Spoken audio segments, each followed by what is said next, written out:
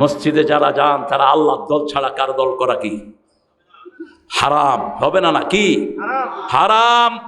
একজনের দল করার ওয়াদা করে আসেন, ঠিক না বা ঠিক? আল্লাহর দল ছাড়া কারো দল করব? ইয়্যাকা না'বুদু ওয়া ইয়্যাকা, একজনের ইবাদত করব, একজনের কাছেই ভিক্ষা চাইব, তিনি কে? আল্লাহ। সে আল্লাহ বলছেন রুকু করবা কার জন্য? কিভাবে রুকু করবেন? রাসূল সাল্লাল্লাহু আলাইহি ওয়াসাল্লামের সামনে একজন সাহাবী নামাজ পড়ছেন, নামাজ পড়ে রাসূলকে সালাম দিলেন। রাসূল বলেন ইরজি সাল্লি ফা ইন্নাকা লাম তুসাল্লি, যাও আবার নামাজ পড়ো, তোমার নামাজ হয় নাই। তিনবার এই কাজটা করলেন। কয়বার? তিনবার। এরপরে সাহাবী জিজ্ঞেস করলেন ইয়া রাসূলুল্লাহ, বুখারীর বর্ণনা, আমি কিভাবে নামাজ পড়ব? রাসূল বলছেন যখন তুমি নামাজ শুরু করবা ইতমাইন্নু, জমে যাও নামাজে।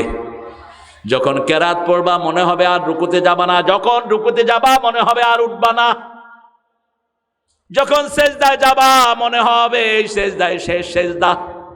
মা আয়েশা বলতেন, বুখারীর বর্ণনা, রাসূল কখনো কখনো এত লম্বা সেজদা করতেন, জানান্তু কাবেদাত রূহা, আমি ধারণা করতাম রাসূল সেজদায় মারা গিয়েছে। আমি রাসূলের পায়ে হাত বুলাতাম, আমার ভয় ধরে যেত, রাসূলের পায়ে হাত বুলালে রাসূল পা নাড়াতেন, তখন মনে হতে না রাসূল এখনো জীবিত আছে। কিভাবে আমরা নামাজ পড়ি? যখন মুসল্লিদের সাথে পড়েন মুসল্লিদের দিকে খেয়াল রাখেন, কিন্তু একা যখন নামাজ পড়বেন রাসূলের মতো নামাজ পড়েন। ইন্নাকা তাকুমু আদনা মিন সুলুসাইল লাইল, সূরা মুজাম্মিলের শেষে আল্লাহ বলছেন, হে নবী আপনি রাতের 1/3 নামাজে দাঁড়িয়ে থাকেন।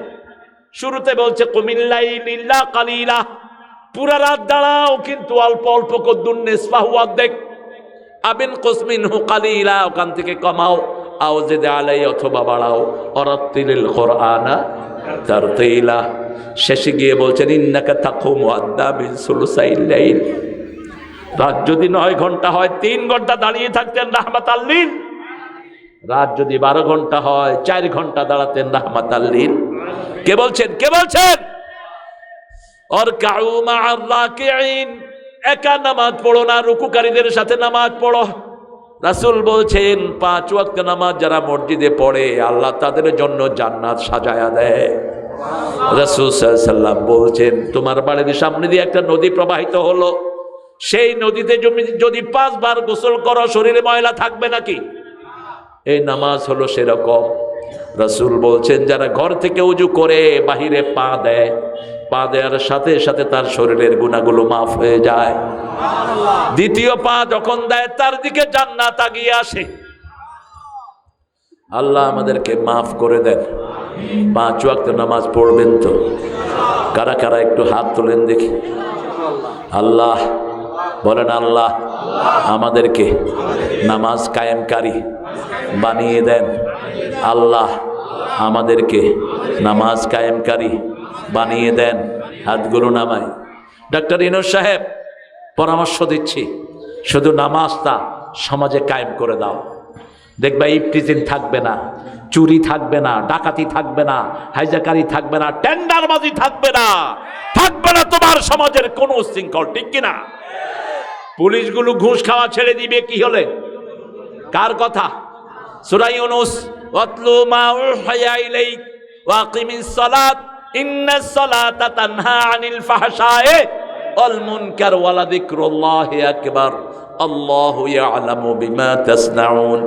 আল্লাহ বলছেন তেলাওয়াত করো হে নবী, যা ওই করেছি। ওয়াতলু মা উহিয়া ইলাইক, আকিমিস সালাত, নামাজ কায়েম করো, ইন্নাস সালাতা তানহা আনিল ফাহশায়ে ওয়াল মুনকার। যারা নামাজ পড়ে ফাহশা কাজে তারা যায় না, ইসলাম বিরোধী কাজে তারা। আজকে আমাদের যুবকেরা নষ্ট হয়ে যাচ্ছে, ঠিক না বে ঠিক? ক্লাস 5-এর পোলাপান বিড়ি খায়, কথা কন না কেন? 7-8-এর পোলাপান গাঁজা খায়, গাঁজা বেচে। কলেজের পোলাপান ছেলে মেয়ে একসাথে বসে কি খায়? কি খায়? ছেলে খায় কয় ও জান তুমি খাও, এখানে জান গিয়া মাইয়ারে কি বলায়? জান, মানে তোর জানো শেষ, আর জানো শেষ। আর ইন্টারনেটে তো অনেক যুবক আছে, অনেক মেয়ের সাথে তিনি লাইন করেন, কৃতিত্ব মনে করেন, তুই লুচ্চা। যেই মেয়ে ছেলে বন্ধু বানিয়েছে ওই মেয়ে চরিত্রহীনা। কিন্তু শিখবে কোথায়? স্কুলে তো কোনো শিক্ষা নেই, একটা সালামতো শেখানো হয় না, ঠিক না বেটি? চলে আসো মাদ্রাসায়, বন্ধ করে দাও স্কুল, সব বন্ধ করে দাও স্কুল। এসব শয়তানি পড়ার কোনো দরকার? ইউনিভার্সিটির অবস্থা তো আরো ভয়াবহ। নর্থ সাউথে যাবেন, মনে হবে কোন চিড়িয়াখানায় ঢুকছেন। ছেলে মেয়ে না, এগুলো সব চিড়িয়াখানার জানোয়ার। ছেলে মেয়ে এমন ভাবে বসে থাকে, বোঝা যায় না কোনটা পোলা কোনটা মাইয়া। কি হবে সমস্ত পোলা পান দিয়ে? মাদ্রাসায় যান, ছেলে আলাদা মেয়ে আলাদা, মেয়েদের গায়ে কি আছে? স্কুলে যান, স্কুলের মেয়েদেরকে দেখতে কারা আসে? আবার এখন আমাদের দেশে পুলিশ হলো মেয়ে, ট্রাফিক সার্জন পুলিশ। রিক্সাওয়ালারা সমানে অ্যাক্সিডেন্ট করে, অটো অজ্ঞার ফার্গে উঠে দিস, এটা কি আরে? বাস আল্লাহ বলছেন ঘরে রাখ। আজকে আফগানিস্তান পৃথিবীর 3 নম্বর অর্থনৈতিক পজিশনে। এই জামাতের আফগানিস্তানের ভার্সন এগুলো, মোল্লার গোষ্ঠী। জিজ্ঞেস করা হলো, how did you increase your economical system? তোমাদের সিস্টেম এত তাড়াতাড়ি পরিবর্তন করলা কেমনে? 4 বছর আগেও তো বাংলাদেশ থেকে ত্রাণ পাঠাইছি আমরা, ঠিক কিনা? কেমনে এত উন্নত হলা? $1 আগে বেচত 250 আফগানি টাকা, আর এখন 60 টাকা দিলে $1 হয়ে যায়। আর বাংলাদেশে তখন ছিল 40 টাকা $1, এখন আছে মাত্র 230 টাকা $1। কি উন্নতি আমার দেশ! জিজ্ঞেস করছে, how do you increase your position? আফগানিস্তানের প্রত্যেকটা ছেলে অস্ত্র চালাতে পারে। ছোট্ট 8 বছরের শিশুকে আমেরিকার সাংবাদিক জিজ্ঞেস করছে, whom do you scared of? তুমি কাকে ভয় করো? ছেলেকে ফটল ফটল করো কেন?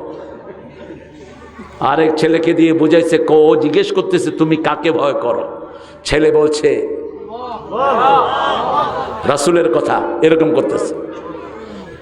এবার ছেলে বাপের বালিশের নিচের থেকে পিস্তল বের করে সাংবাদিকের ধরছে, কয় তুই কারে ডরাস? কয় তোরে। আর কারে ডরামো? তোরে ডরাই। আমার মনে পড়লো রাসূলের হাদিস, রাসূল শুয়ে আছেন, পাশে তলোয়ার। ইহুদি এসে বলছে, হে মুহাম্মদ, এখন তোমাকে বাঁচাবে কে? রাসূল বলছেন, লা ইলাহা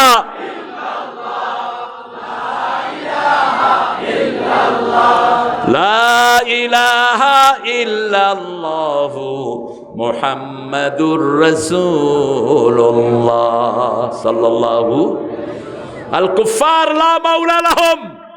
সূরা মুহাম্মাদে আল্লাহ বলছেন কাফেরদের কোনো মাওলা নাই, আমাদের মাওলা আছে না নাই?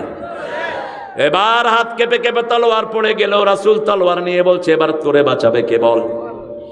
কাফের বলছে আপনি। রাসূল বলছেন, যা তোরে মাফ করে দিলাম।